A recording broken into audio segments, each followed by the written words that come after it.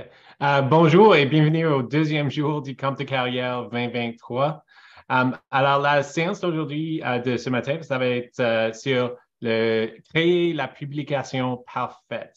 Alors, veuillez noter que cette session est à faire en anglais et en français. Et puis, afin de visionner la session en anglais, veuillez retourner à l'ordre du jour sur la plateforme vExpo et cliquer sur le lien pour Creating the Perfect Post. Alors, ça, c'est la session en anglais. Si vous êtes un peu perdu ici, je vais juste dire quelques mots en anglais. This is the French session, so if you're looking for the English session, please return to the vExpo platform and click on the link for the English session, Creating the Perfect Post. Je vous joins du territoire non cédé des Algonquins Anishinaabe. Et les peuples algonquins ont vécu sur ce territoire pour longtemps. Et puis, c'est important de penser de ce territoire traditionnel. Et je suis fier d'être ici et c'est un honneur de présenter de la territoire des Algonquins Anishinaabe. Et puis, on va mettre le lien dans le chat pour trouver le territoire traditionnel que vous occupez.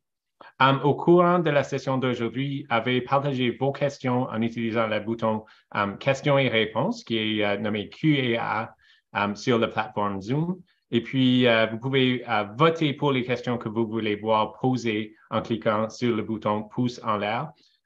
Et comme pour toutes les séances du Réseau des jeunes fonctionnaires fédéraux, cette séance est enregistrée afin que vous puissiez revenir en arrière pour voir l'enregistrement et puis pour partager l'enregistrement avec vos collègues et d'autres personnes qui veulent voir cette type de session. Alors, je vais passer la parole à Catherine, qui va être notre modératrice pour aujourd'hui. Bonjour Catherine et bonne chance pour cette session aujourd'hui. Merci. Merci Joshua pour la belle introduction. Donc, on est vraiment heureux aujourd'hui que vous veniez nous écouter sur un sujet qui est super intéressant, donc créer la publication parfaite. On a deux panélistes aujourd'hui qui vont partager des belles informations avec vous aujourd'hui. Donc, juste pour vous parler un peu plus de moi, donc je suis chef de projet au laboratoire de l'innovation du Conseil fédéral du Québec. C'est un long mot pour dire que dans le fond, au Québec, on promouvoit l'innovation avec des clients internes. Donc, on s'assure que tous les fonctionnaires puissent avoir l'opportunité d'innover au sein du gouvernement fédéral. Puis aussi, je suis très intéressée par les médias sociaux en général. J'ai un petit following sur Instagram qui est un peu plus précisément sur les plantes intérieures parce que c'est une passion à moi. J'ai un petit following aussi sur TikTok. Et puis, j'ai juste voulu vraiment partager cet événement-là avec vous parce que je trouve que on a deux panélistes qui sont extraordinaires puis qui vont pouvoir partager des belles choses avec nous. Justement, j'ai Tara ici, peut-être qui peut commencer à se présenter aujourd'hui avec nous. Désolée, j'ai peut-être passé quelques slides. On ne trouve pas Tara nécessairement sa slide, mais ça s'en vient. De toute façon, tu peux peut-être t'introduire directement au public. Oui, bonjour, bonjour Catherine. Merci tout le monde pour votre présence. Alors, mon nom est Taha Marouche. Je suis à Moncton, au Nouveau-Brunswick. Je suis actuellement coordinateur logistique et formation avec Pêche et Océan Canada, spécifiquement avec conservation et protection. Et c'est ça. Veux-tu que j'aille plus en détail ou brièvement? On peut peut-être passer à Victoria ou si tu as quelque chose à dire, par exemple, sur les médias sociaux, la raison pourquoi tu es avec nous aujourd'hui. Absolument, oui. Alors, au niveau des réseaux sociaux, je suis à l'extérieur en fait du travail, de mes heures corporatifs. Je suis aussi impliqué au niveau de plusieurs organisations à l'échelle nationale et provinciale. Et une des choses que je prends comme responsabilité, c'est aussi le développement des politiques et des stratégies en matière de réseaux sociaux et de communication, soit traditionnelle, soit ce qu'on vit actuellement, que ce soit des réseaux sociaux. Et c'est que ce soit aussi, c'est une différente audience parce que je m'implique aussi au niveau de la santé, mais aussi au niveau sportif et promotion de la vie active. Alors, c'est complètement une vaste audience. Alors, C'est pour cette raison que je suis là pour partager un petit peu nos défis et réussites. Super, merci beaucoup, Tara. Puis maintenant, on a aussi Victoria qui est avec nous aujourd'hui. Euh, voilà, donc si tu veux un peu t'introduire, on voit ta belle bio ici à l'écran. Oui, merci Catherine. J'ai le plaisir d'être avec vous aujourd'hui. Je m'appelle Victoria Simba. Je travaille pour le réseau des exécutifs noirs que l'on connaît également sous le nom de Black Executives Network, donc BenRen. Je soutiens le réseau en tant que gestionnaire de projet, analyste et éditrice en chef du bulletin d'information. Bref, je fais un peu de tout et cela depuis novembre 2021. Mon travail m'importe beaucoup vu le mandat du réseau et l'impact qu'il a en temps réel et pour les années à venir. Notre travail a pour but de faire de la fonction publique une institution représentative qui reconnaît le talent de tous et en tire parti pour mieux servir tous les Canadiens. Sinon, je suis une personne assez créative, passionnée par la photographie, les arts et l'entrepreneuriat. J'ai fondé, je gère actuellement 2 petites entreprises depuis 5 ans, ce qui me garde bien occupée après les heures de travail.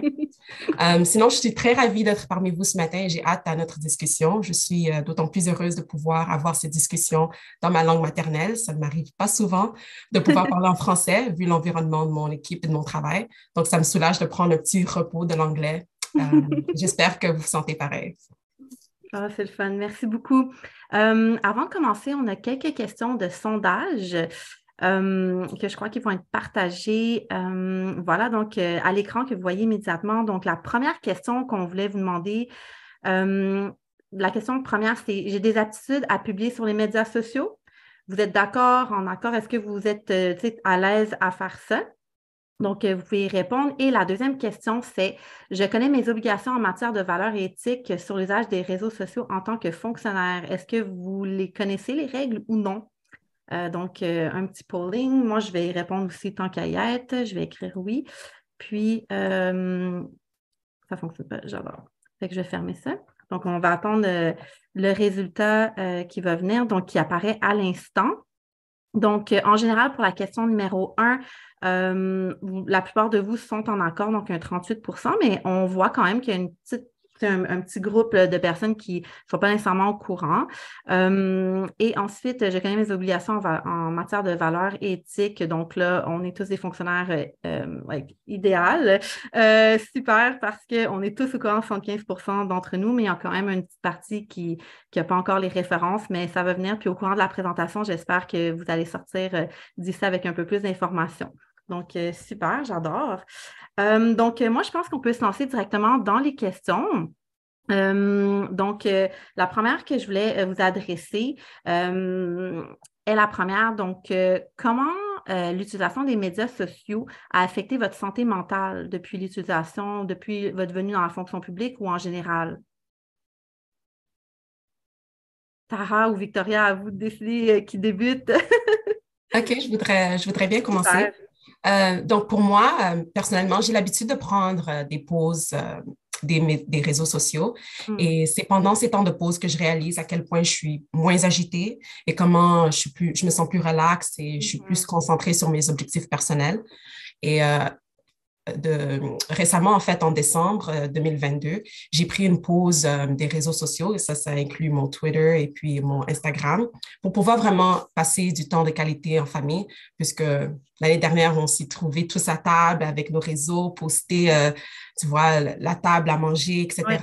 Donc, je trouve que avec les réseaux, ça distrait beaucoup. On perd, en fait, pour moi, je perds l'objectif de mes objectifs personnels. Et je trouve qu'il y a aussi l'habitude de me comparer aux autres également. Donc, de voir à quel point ils sont à un certain niveau de vie. Et puis, j'ai l'habitude de me comparer. Donc, lorsque je coupe tout cela, ça me fait du bien énormément. Et aussi, bon, moi, je fais l'usage de Twitter assez couramment, moins présentement, mais je trouve qu'il y a beaucoup de perspectives différentes également sur les réseaux et on a rarement l'opportunité de pouvoir créer son propre raisonnement. Je trouve qu'on a moins de chances on a peu de chances d'avoir notre propre jugement. On est tellement inondé des perspectives des autres, donc notre sens de jugement réduit. Alors, je trouve que l'usage des réseaux sociaux m'affecte de cette manière-là et faire la coupure courante des réseaux sociaux m'aide beaucoup. Et c'est un peu ça, mon expérience avec ça. C'est une très bonne astuce. Et puis, toi, Tara? Moi, je pense que j'irai dans dans la même pensée que Victoria. Comme disait ma grand-mère quand j'étais plus jeune, il faut tout faire avec modération. Le moment qu'on dépasse une certaine ligne, ça devient problématique. Et nous avons vu qu'avec la pandémie, avec moins de choses à faire, on a tendance à être plus présent dans les réseaux sociaux. Et les réseaux sociaux, c'est quand même un monde que si tu n'as pas tous les outils nécessaires pour bien naviguer, ça peut devenir lourd sur la personne. On parle le fake news aussi, qui était aussi un grand problème à un moment donné. On parle aussi, Victoria l'a bien mentionné, on est toujours en comparaison. Oui. Puis ça, c'est très dur sur la santé mentale. Alors, on va pas passer beaucoup de temps là-dessus. On connaît très bien les effets néfastes que ça peut être, mais aussi, il y a aussi quelque chose de très positif là-dessus que nous pouvons aussi l'utiliser comme un moyen de promotion, un moyen de partage d'informations, partage de la formation aussi, parce que si on prend Twitter, c'est qu'est-ce que tu fais avec Twitter, qui ne pourra pas facilement changer. D'autres choses, pour moi, je n'ai pas été au niveau de Victoria d'être complètement absent parce que j'en ai des projets qui doivent rester, que ce soit, disons, Soccer Nouveau-Brunswick, Soccer Dieppe, Soccer Canada Soccer. Il faut qu'on soit actif pour garder l'audience engagée. Alors, dans ce moment-là, ce que j'ai fait, personnellement, je me suis enlevé de quelques plateformes que j'ai jugées non nécessaires. Pour moi, à un moment donné, c'était une absence plus ou moins accrue au niveau de Twitter. Et après ça, c'était plutôt un changement au niveau de l'utilisation quotidienne. Alors, pour moi, actuellement, il n'y a pas d'utilisation des réseaux sociaux. J'essaie après 9 heures du soir et avant 10 heures du matin. Je pense que le plus qu'on est connecté, le moins productif qu'on devient. Et ça pourrait aller même nuire à mes tâches quotidiennes au travail. Alors, si tu es dans une tâche, les recherches scientifiques disent que ça te prend 20 minutes à retourner à ton niveau de concentration après que tu as été interrompu. Alors, pour moi, quand tu reçois ces mises à jour, les notifications, puis tout ça, c'est quand même une interruption. Alors, alors, à ce moment-là, il faut quand même revenir à un certain niveau de concentration. Alors, il faut juste trouver la façon, l'idéal à chaque personne parce que ce n'est pas en bon anglais un one solution fits all, là, mais Donc, si je comprends bien, dans le fond, c'est soit en faire une coupure complète pour comme ça s'apaiser puis reprendre le contrôle un peu de comment on sent, ou bien faire une coupure comme tu sais, légère dans le sens de 9 à 10 ou se donner comme un temps ou décider, par exemple, moi le matin quand je me réveille, je ne regarde pas mon téléphone. Dès que je me réveille, je peux regarder à partir de 10 heures. Donc, ça peut être des trucs et astuces pour justement s'assurer que notre santé mentale reste bonne en utilisant les médias sociaux. Donc, j'adore. Bien, merci pour ces beaux trucs-là. Donc, je peux peut-être sauter à la deuxième question immédiatement. Donc, utilisez-vous vos réseaux sociaux pour amplifier la voix des autres? Puis, comment vous y prenez pour faire ça? Je sais que, Victoria, tu as parlé de tes entreprises. Tara, tu es vraiment impliquée dans le soccer communautaire, etc. Donc, c'est quoi vos opinions par rapport à ça?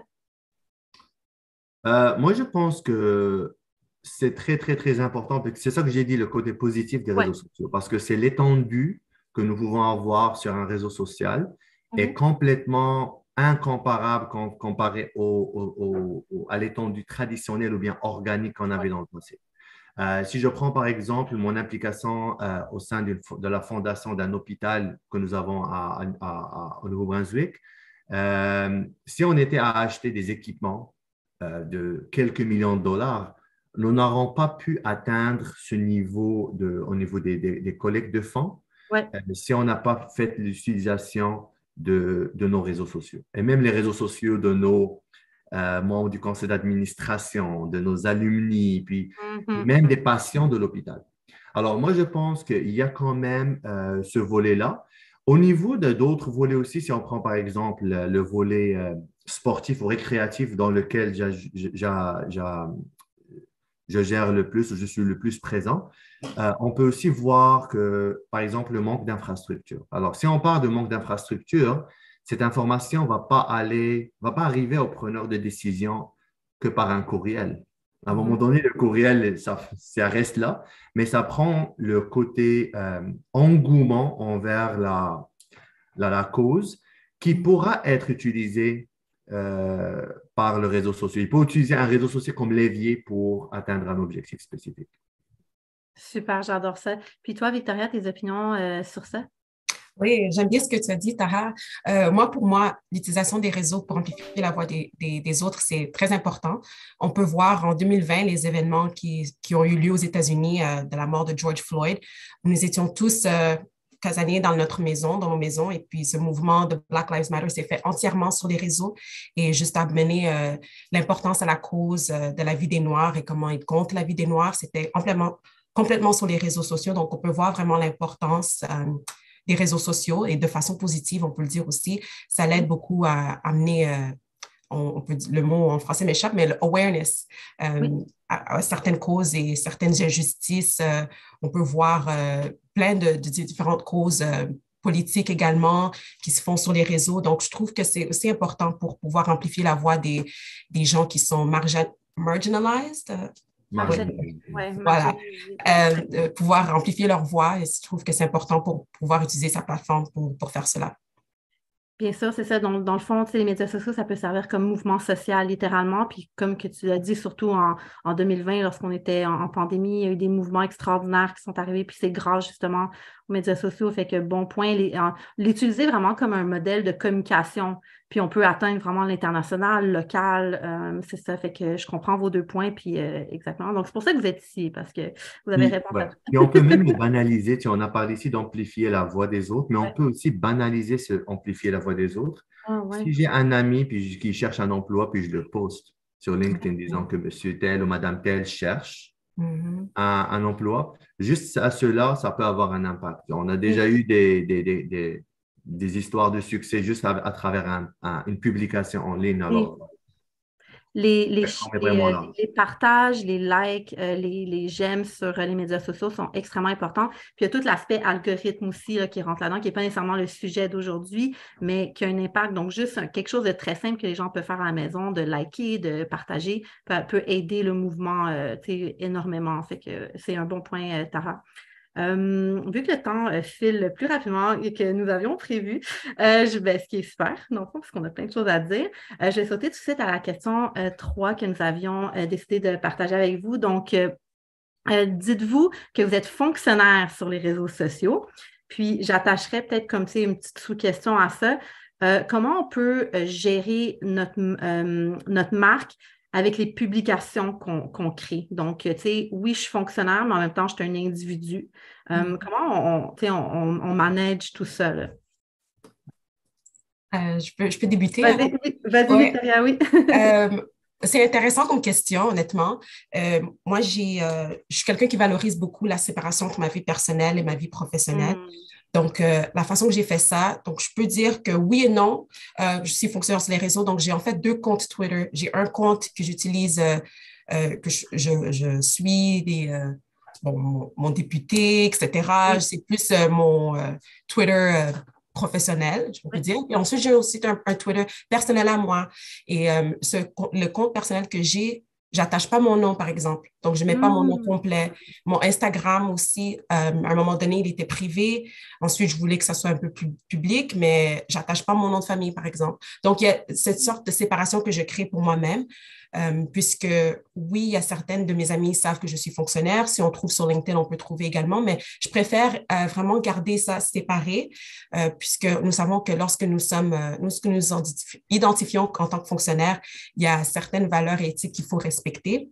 Et de mon cas, je préfère, parce que lorsqu'on fait une recherche sur moi, je préfère ne pas pouvoir permettre aux gens de connaître ça. Et je trouve que ça gêne un peu également. Imagine, tu te trouves dans un meeting de Teams et puis il y a un collègue qui te dit « Ah, j'ai vu ta photo sur Instagram, tu étais au spa. » Je pense que ça me gêne un peu, moi, personnellement.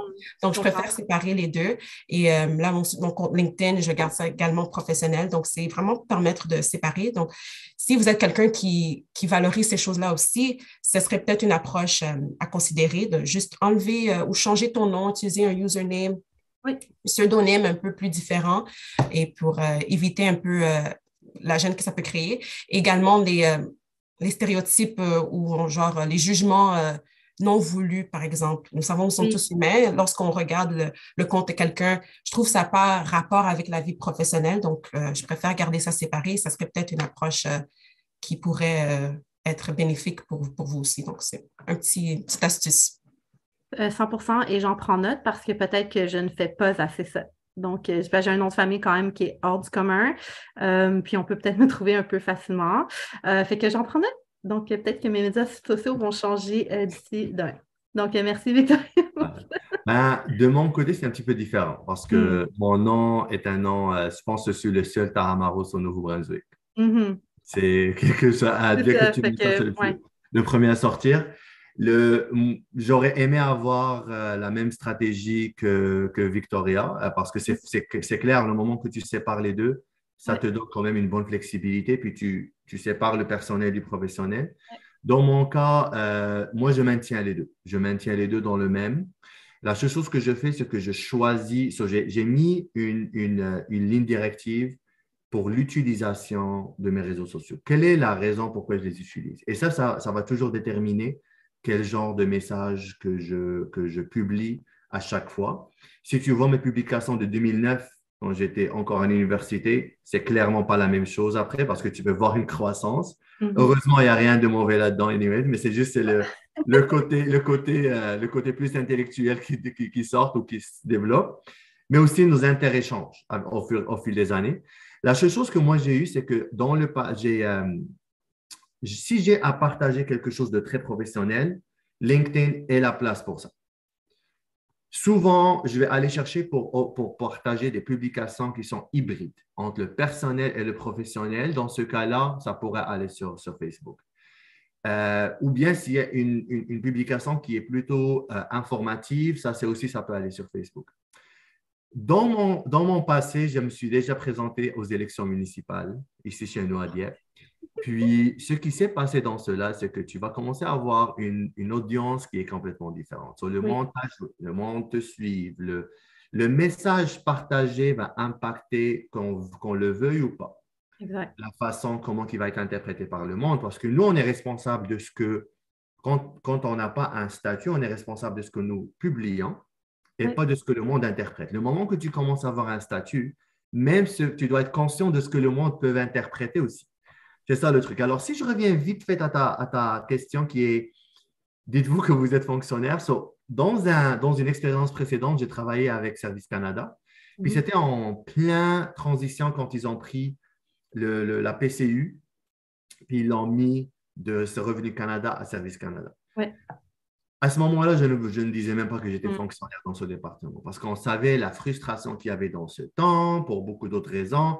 Alors, moi, je ne voulais pas être à demander à donner un point de vue ou qu'il y ait un commentaire difficile là-dessus. Puis là, je dois passer par différents départements pour m'expliquer. Alors, dans ce côté-là, même sur LinkedIn, je me disais fonctionnaire du gouvernement du Canada, puis je laissais ça vague.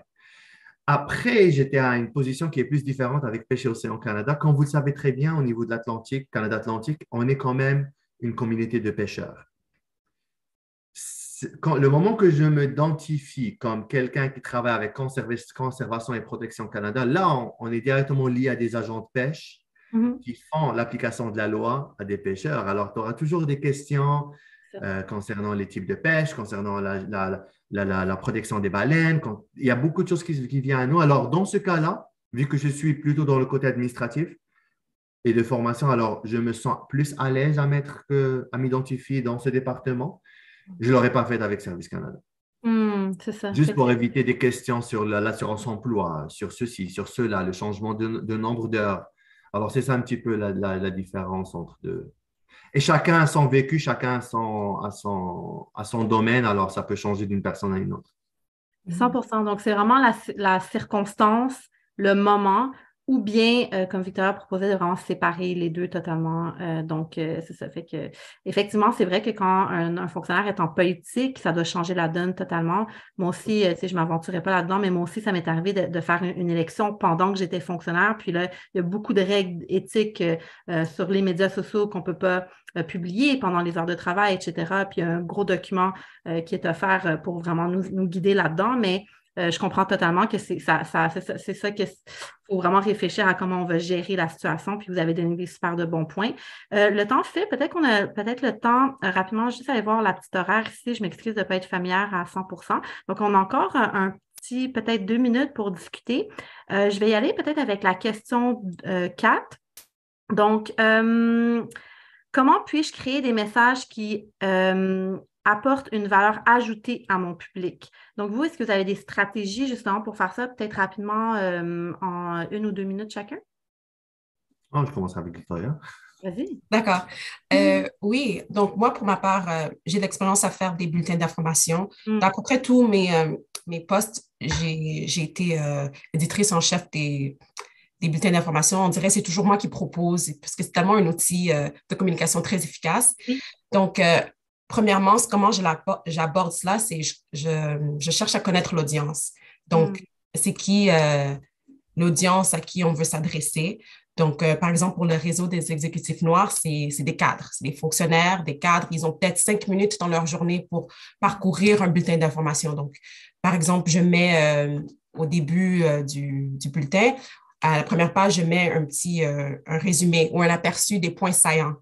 Oui. Et comme ça, ils peuvent cliquer ou peuvent aller directement à la page qui les intéresse, puisque je suis au courant de leurs habitudes et puis en ayant contact avec eux, j'ai un peu cette idée-là et je trouve que c'est très efficace. Ça me permet aussi de choisir des articles qui leur sont pertinents et savoir à quel moment les partager et la taille également et comment communiquer ça. Donc, c'est très important de connaître le public et puis de connaître la meilleure manière de pouvoir communiquer avec le public. Avant, le bulletin d'information, c'était juste par courriel.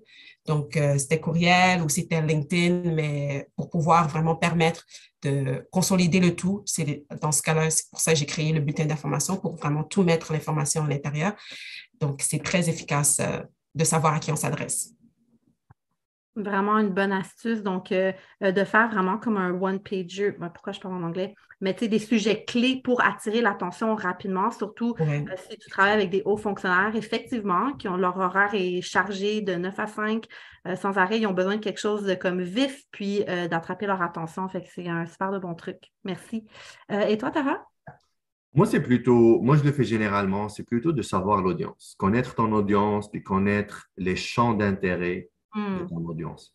Quand on parle vraiment d'une communication à l'interne, on sait très, très bien, on a toujours reçu ces courriels que In the Loop ou ce bulletin d'information, est-ce qu'on les lit toutes en totalité?